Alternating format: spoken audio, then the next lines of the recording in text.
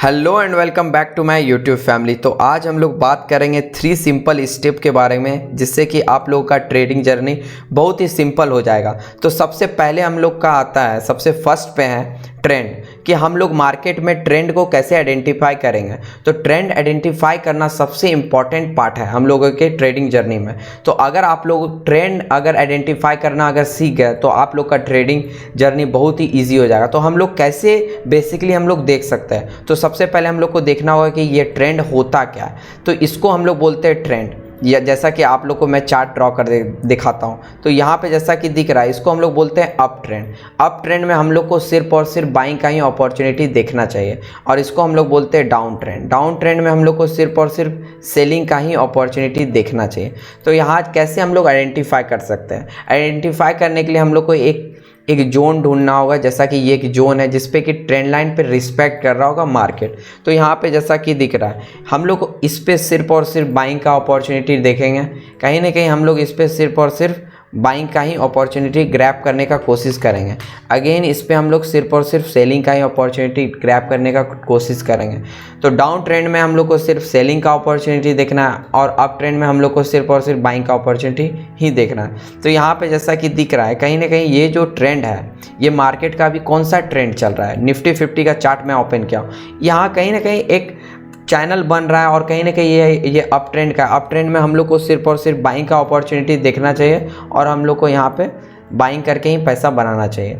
तो अब हम लोग को डाउन ट्रेंड, मैं आप लोग को एक डाउन ट्रेंड का भी एग्जांपल देता हूँ कि कहीं ना कहीं ये जो एक जोन था, ये एक डाउन ट्रेंड का जोन था। डाउन ट्रेंड में हम लोग को क्या दिख रहा था, डाउन ट्रेंड में हम लोग को सिर्फ और सिर्फ सेलिंग का ही अपॉर्चुनिटी देखना है। तो सबसे नंबर 1 पे ये ध्यान रखना है कि हम लोग के लिए ट्रेंड पहले आइडेंटिफाई करना है कि अभी मार्केट में कौन सा ट्रेंड चल रहा है। तो ये सबसे ज़्यादा इंपॉर्टेंट पार्ट है। तो अब मैं आप लोग को बता देता हूँ, नंबर 2 पे है पैटर्न। तो पैटर्न हम लोग कैसे आइडेंटिफाई कर सकते हैं। पैटर्न का मतलब ये होता है, मैं आप लोग को एक एग्जांपल के थ्रू बताता हूँ। पैटर्न मार्केट में वेरियस टाइप के पैटर्न है। Suppose that M pattern. M pattern का मतलब ये होता है कि अगर मार्केट इस एम पैटर्न का, यहाँ पे जैसा कि मैं आप लोग को दिखाता हूँ कि अगर मार्केट इस एम पैटर्न का अगर ब्रेकआउट करती है, तो फिर हम लोग एक डाउन साइड का मोमेंटम कर सकते हैं। कहीं ना कहीं अगर ब्रेकआउट करने के बाद फिर यहाँ पे रीटेस्ट, फिर यहाँ से हम लोग सेलिंग करेंगे, और यहाँ से हम लोग एक अच्छा खासा डाउन साइड का मोमेंटम देख सकते हैं। तो इसी को हम लोग पैटर्न बोलते हैं।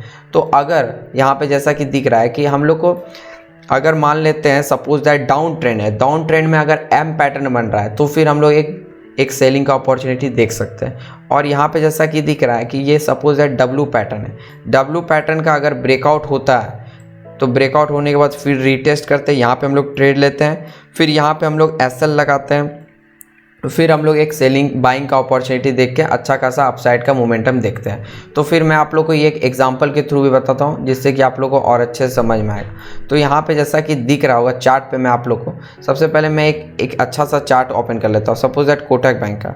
तो कोटक बैंक में मैं आप लोग को पैटर्न आइडेंटिफाई करके बताता हूँ, जिससे कि आप लोग का ईजी हो जाएगा समझना। तो यहाँ पे जैसा कि दिख रहा है, मैं आप लोग को एम पैटर्न के बारे में बताया था, ये एग्जांपल से यहाँ कहीं ना कहीं आप लोग को दिख रहा है एम पैटर्न।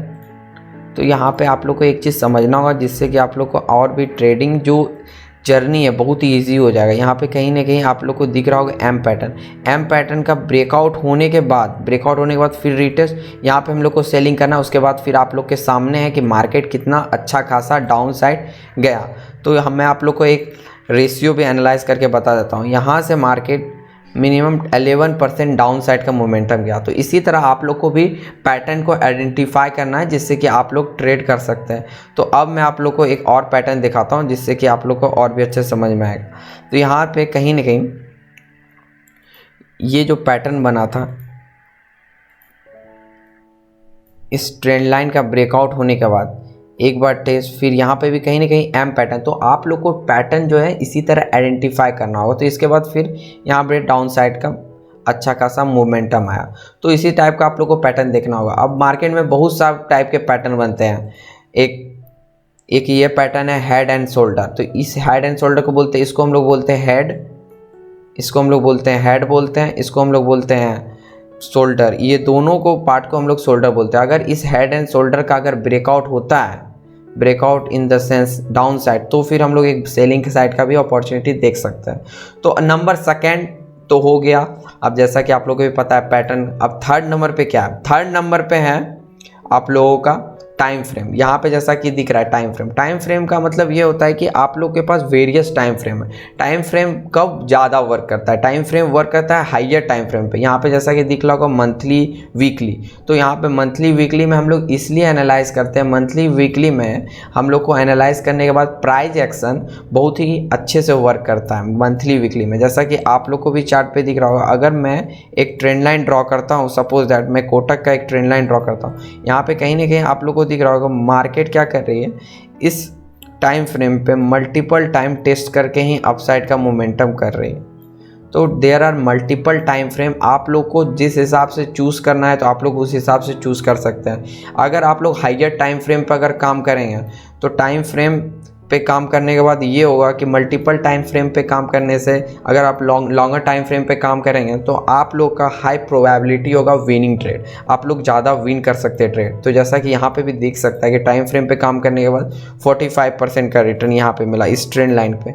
यहाँ पे जैसा कि दिख रहा है, तो अगेन यहाँ पे अगेन फिर यही जोन है मार्केट का, यही जोन है, फिर अगेन यहाँ पे ही अगेन मार्केट आई, फिर यहाँ से अगर हम लोग यहाँ से ट्रेड लेते हैं तो फिर हम लोग अच्छा खासा मोमेंटम कर सकते हैं। और 1 मिनट 15 मिनट के टाइम फ्रेम पे ज़्यादा वॉलेटाइल रहता है, तो जिसके कारण प्राइस एक्शन नहीं बन सकता है। तो इसीलिए हम लोग लॉन्गर टाइम फ्रेम लेते हैं, जिसके कारण हम लोग का प्राइस एक्शन अच्छे से बनता है, जिसपे कि हाई प्रोबेबिलिटी होता है कि हम लोग विन कर सकते हैं।